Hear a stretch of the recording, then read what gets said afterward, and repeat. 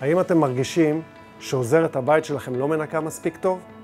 שהיא פעם הגיעה ופעם לא, ובשורה התחתונה שלא באמת אכפת לה ושהיא רק רוצה לסיים וללכת? שמי חגי כהן, ואני מנהל את חברת עוזרות, החברה הגדולה והאמינה ביותר למשק בית בישראל. במהלך השנים הבנו שאחת הבעיות המרכזיות בניהול משק הבית הוא ניקיון. באופן כללי, לא כל כך פשוט למצוא עוזרת בית. ואם כבר מצאנו, איך נדע שהיא אמינה?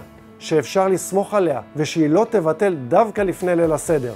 במיוחד לשם כך הקמנו את עוזרות.